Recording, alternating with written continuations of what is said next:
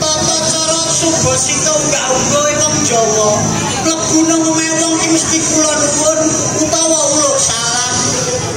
Uluk salam. Dosono. Lah, berarti makan uluk salam sih. Saya kena dek pisan selalu karo warga gayam kene. Bener. Nek aku wis pengen balik golak nang tangan-tangan. Bolak-balik. Bolak-balik kok balik. Lah iya, rakyat tangan-tangan wis bolak-balik mlebu ning gayam kene. Kowe lagi pisan. Ning ra ono ne uluk salam sih. Wis. Iya Pak, coba le. Bejare aku kok kon salam. Lah nek aku salam kowe meneng. Kowe Pakku. Lah nek kowe nek aku. Lah iya coba no. Iya Pak. Lah piye kok malah iso? Salam kowe ngejak geger. Sing ngajak sapa? Aku ngejak kowe kok bingung ngajak geger. Malah pun nyangoni malah mau bayari. Tak sanggup. Lah kowe salam aku tak meneng. Iya. Nah aku salam kowe yo meneng. Rasa rebutan. Rasa rebutan. Nek kowe salam aku meneng. Yo. Nek aku sing salam kudu meneng. Ya.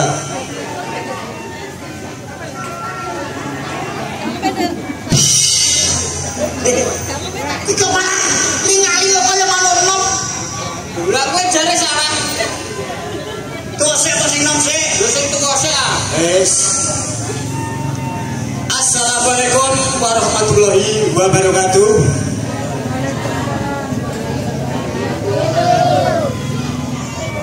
Bismillahirrahmanirrahim. Alhamdulillahirabbil alamin. Wassalatu wassalamualaikum warahmatullahi wabarakatuh. Saiki ana wong mukadimah rong salam malah dijengket iki. Mukadimah piye? Lah iki mau sama kok jengket iki ora dijawab sing apik wis. Lho salam mau yo apik. Mukadimah sing salah. Sesalah iki Lah kowe mau piye? Bismillahirrahmanirrahim. Assalamualaikum warahmatullahi wabarakatuh. Ya. Bismillahirrahmanirrahim. Alhamdulillahirabbil alamin. Wassalatu wassalamualaikum warahmatullahi wabarakatuh. Assalatu wassalamu alaikum kowe assalamualaikum. Wassalatu wassalamualaikum warahmatullahi wabarakatuh. Lah kudune masalah bolan-bolan. Bismillahirrahmanirrahim. Alhamdulillahirabbil alamin. Assalatu wassalamu ala asrofil arsalin. Aduh. Bocah iki kuwalat karo musola kowe. Kowe kan dadine manggon musola. Lah piye lho aku wis manggon ning kono kudangan aku malah ning musola. Kuwalat kowe. Assalatu wassalamu ala anbiya'i wal mursalin. Ambiya iku apa? Pepari ambiya iku. Ambiya. Lah yo ambiya. Pari iso. Suwe rajamu. ya Jamu nang gone Bapak Imam. apa? Suwe ra ketemu maneh karo warga Gayam.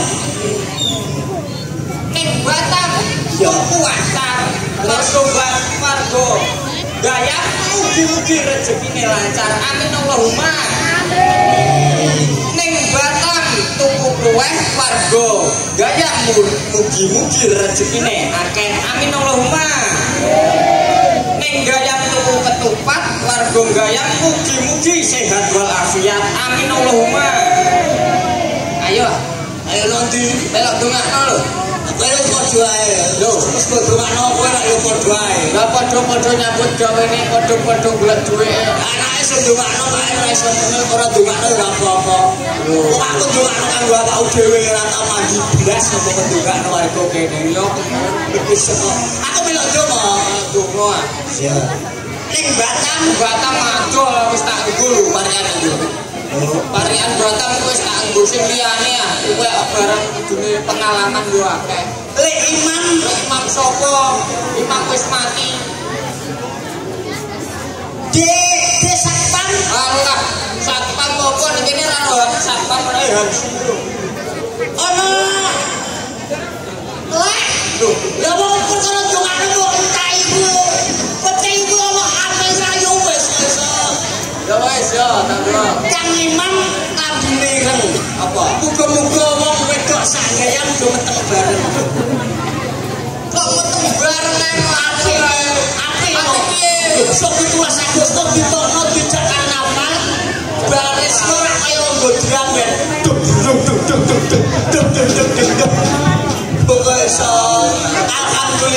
alhamdulillah barokah mugi warga Gayam ya toh suwile awak dhewe ora menong kene nek tau nggone bali apa sejak bali desa kono kok menono kono kurang bero gone kurang apa kae nyaman terus pindah nang kene malah genah cecak jalan gede arep nang ndi akeh warung lho ra iya ta bener iki pertandane warga kene sukses kabeh gone apa perekonomiane mesti mudah dalane tumata apik karek kepenake muga-muga kanthi berokan gas desa dina iki warga Gayam saya lancar barokah rezekine turah ndawah-ndawah kena kanggo dandan omah tuku tegar sawah syukur badhe iso nyekolahno bocah nganti tekan bangun kuliah amin tambah-tambah iso mbah kaji ning Mekah Medina amin Allahumma amin iki Trimanggala Boyodaya ditimbali tegese kowe dipercaya supaya menghibur warga Gayam kene sangu apa? Sangu apa? Tegese iki apa sing ape kok sumbangno warga kene? Sumbang apa dhuwit ra gablek kok kok sumbang. Karepe iki kowe ning kene iki kira-kira ape ninggali apa karo warga Gayam ngono. Rene ra godhak ya sandangan yo sing gowo kowe lho kok ninggali apa. Maksude iki kira-kira iki wis cemupan sing sangu lho sangu. Aku ora sangu pae. Duit untek utang nang kabeh. Ngomong karo bos wis angel sa. Angel yo rasa garap. Angel kok garap-garap wae. Angel kok garap iki padakno PR cah sekolah. Lah angel maksud iki omong karo kowe iki repot. Repot yo titip apa? Duh apa piye kok repot titip iki? Biasane repot titip kok. Mumet-mumet omong karo kowe wis kowe paramek. Iku nak gorek umete sirah. Iki pupute pikiran kok iso padha ae mumet angger mumet kok paramek menghibur iso menghibur apa nyanyi sing kira-kira mendidik sebab ngene le zaman saiki gara-gara akeh medsos iki ya to bocah-bocah kadang buka iki sanggenae lagu saiki iso menentukan karaktere bocah bener lho mulane sing hati-hati TikTok ya to iki gara-gara bocah yang dibuka lagu sanggenae iso berubah karaktere mulane dibuka kudu pas karo umure bocah nek biyen kan bedone nek biyen napa nek biyen ku ngene jenenge lagu iso mendidik ya padahal contone ngene lagu kae izinkanlah ku kecukanmu walaupun hanya ada di dalam angan lho wong biyen arep kecup kening kowe ijen sik ya to iku nek kok biyen nek wong saiki to bocah saiki kan beda bedane cinta satu malam oh asiknya cinta malam nah yo iki ya to ayo ke jajal apa tak bedheki bedheki apa ke kan wong Jawa dagelan Jawa iki ketoprak iki identike budaya Jawa iso basa Jawa iso jenenge wong Jawa cenah basa Jawane iki dikramakno utawa dibasakno siji setunggal loro kali telu papat sekawan lima gangsal enem ora basa ngono kok jenenge wong Jawa ora basa piye siji setunggal loro kali telu tiga papat sekawan lima gangsal enem ora basa iki basane enem kok ora iso kabeh sing ngene lho jenenge paron-paron ora basa iki enem kok ora basane ya ora ono iso nek siji basane apa setunggal loro pak kali telu tiga papat sekawan lima gangsal enem gangsal langkung setunggal basa dadi basa kabeh ngono pitu gangsal langkung kali nek wolu gangsal langkung tiga basa ora kaya kowe basa setengah-setengah lho basa nek lor ya Pak lor iki basane ler lah nek lor iler lah nek kidul kidel alah wis basa kidel iki nek basa telek. Apa? Ora ana etan apa etan? Etan yo ora ono. Ora ono basane. Basa kidul etan kulon-kulon ku ono kabeh. Mosok Yo iya. nek lor Kulon yo ler. kulon Ilen. nek kidul. Nek kidul iku iringanipun ilen. Lah nek etan Iringanipun ler. lho ono basa nek iring-iringan. Lah kuwi Kaya ape budal buah ae. Lah kuwi mau langkung-langkungan, basa langkung-langkungan koyo Bales. bales. Anake wong Jawa, aja tinggal pitutur Jawa. Lho ya to. Sebagai canom ki aja sok ninggal aja nyukur karo pituture wong tuwa. Mulane jaman biyen karo saiki jelas beda. Jaman biyen wong desa panen setahun keping pisan mergo pari dhuwur, nyandak taun burine. Nek wong saiki kan ora. Nek wong saiki napa? Setahun panen pindho kadang panen ping telu. Lho, gabah lagi teluk sasi wis entek. Lho iki nek pergo tinggal pituture wong Jawa. Oh, setahun iso kanggo pendak taun burine. Sebabe apa? Wong biyen iku sanubarang apa iki diawali karo donga. Karo donga. Dongane, upamane dongane wong tandur. Lho iki khusus wong gayam. Iki nek ora wong gayam ora tak kandhani iki. Dongane wong tandur, piye carane lho? Wong tandur ben gamblar, iku ana dongane. Dungane piye? Bismillahirrahmanirrahim. Dikawiti saka pojok loretan. Bismillahirrahmanirrahim. Nyemplung sawah mabruk kedongan. Tan apa wineh dicekel tangan kemenablek dipindah tangan kiwa. Bar iku terus ngucap Bismillahirrahmanirrahim. Niat ingsun ora nyublekno wineh, nyublekno Mbok Dewi Sri. Dipikati siji-siji terus lagi dicublekno. Lho, ngene iki lho ndang bar. Nek ora percaya, sawah setengah bau pek wong 70. Wong tandur pun setengah hari ora bar mesti.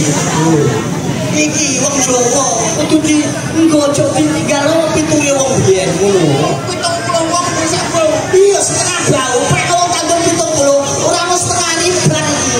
Yo mesti ya. Lah iya. Padane gabahe wong biyen iki awet-awet ono sebabe. Lho, wong biyen iki apa-apa mesti diawali karo donga. Kan dhewe mususi bekas iku ya. Ngono ku sing dongane nek wong biyen. Lah nek saiki ora tidak ciduk garbu. Wong biyen mesti nganggo donga. Bismillahirrahmanirrahim. Niat ingsun ora mususi beras, nyuceni Mbok Dewi Sri. Muga keluargaku iso warak sedina lan sewengi. Lho ki nek ora percaya, keluarga papat damel 5 kilo, sedina sewiyak warak lho. Tenang iki. Papat ditelok Keluarga papat damel 5 kilo, mesti nak warak lho sedina sewengi. Lho ora percaya, jajal mbok kon praktekno. Ki nek wong gayam ora tak kandhani. ya sama wong pitu wae didol sekilo wis duwar. Qala Rasulullah sallallahu alaihi wasallam anando fatu minal iman. Ketepaan karo kajane warga kene iki anando fatu minal iman tegese resik desa, brokoi desa, anake sedekah bumi sedekah bumine. Saperangan rezekine disodakakno marang tangga keparus anak kadang sing duwe anak sekolah di apa undang padha dolan mulih digawani. Lho, napa ngono isih disugati jajanan. Iki jenenge sedekah. Sedekah bumi utawa sedekah bumine. Ya ta? Bener. Nah, mulane sedekah ora ono ilange. Mesti malah entuk piwales kang luwih akeh. Lho.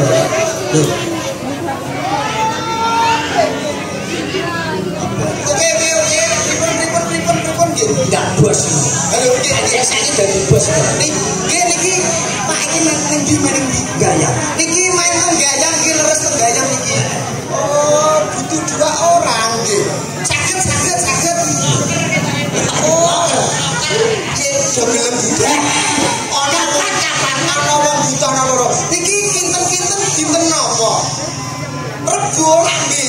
Lho, tepakan iki prei.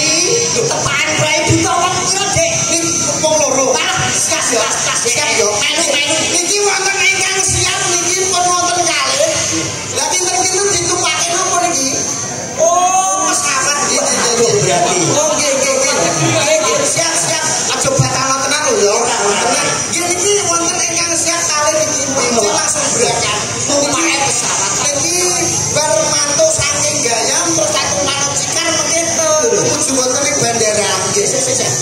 piye? Saya bandara kok tumpake cikan numpake pesawat telepon tak kandhani.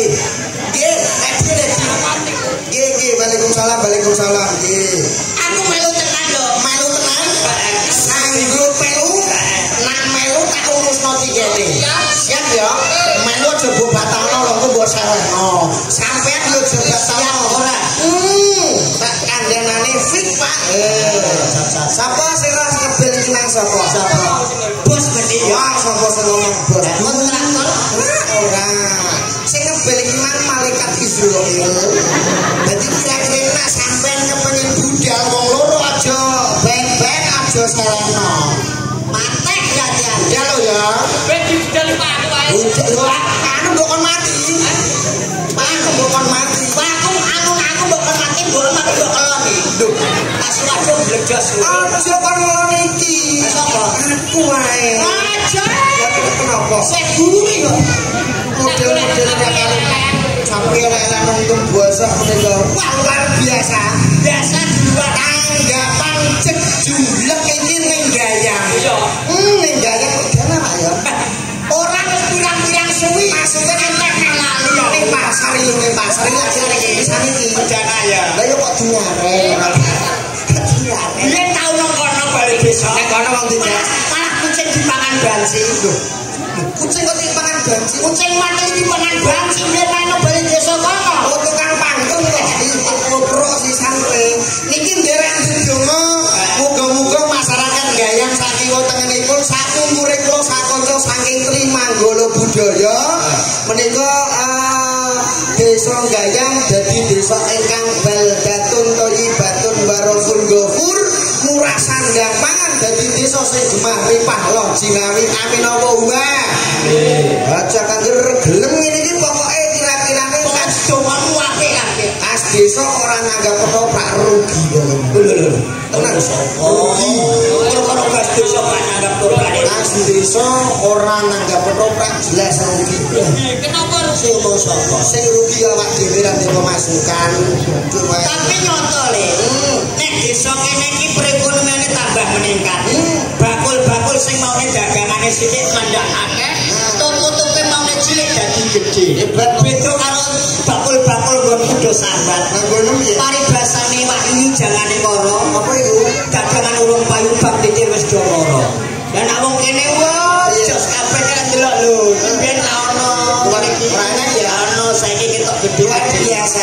biasa. Cuman aku untuk bocoran ke panitia. Apa? Wah, ketoprake Pak Sukono Cipris saiki nyoyo taun nyoyo apik ora dite apik-apik.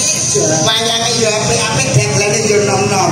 Wah, iki sok taun. Aku tuwekan gablek kan. Gablek kok Temangan. Sebabnya apa? Sebabnya? Lah aku nek dipaido penonton, toprake nom-nom kabeh, dagelan nek nom-nom kabeh. Sing tuwek ndi lho? bener aku dibel karo Gusti Allah kok. Dibel piye le? Sampeyan kan baryane do mati kabeh. Kira-kirane ono Pak Belong ya almarhum, terus Mbak Bebek Cokrawati Tumben mati. Sing blorong, lawon, klewer, triwin, wis do ninggal kabeh. Mati kabeh. Makane kowe mengaku nek mbek karo Gusti Allah. Edak dan kemet ora tak pateni sik. Lah sebabe opo kuwi Gusti Allah aku Indonesia. Apa tak Gusti apa? Apa yo ora jenis kelamine? apa karo andane. Tipeni kowe pateni. Bekane piye iki? Aja Pak Kemet ora lagi pateni. Aku itu bibitan. Aku kan tunggale perkasa. Oh, perkasa iki ora cocok. Cocoke piro sak? Lha kowe wis sampe. Wah 212. Apal meneh. Ketoprak sok karo ditekakno. Iya iku, Dik, wong aku ya sepurane karo warga kene. Ya sepurane iki. Ya sepura khususnya panitia. Karo wong gaya. Ing ngapuntene iki Trimanggala Budaya dereng saged ninggali 500 teng musala. Iku golek kancaku monggo. Iku golek kancaku. Promosi awak dhewe aja kalah karo kanca-kanca. Ketoprak liya-liyane anjene as desa mesti ninggali musala utawa masjid 500.000. Aku ning Gayam tak promosino. Tanggapan ding umpamane 20 juta komplit sak sore. Langsung tak kei tak tinggali. Tak tinggali 200 ning ora ning musala. Ning ndi? Ning rondan genti kiyu-kiyu sak kapoke.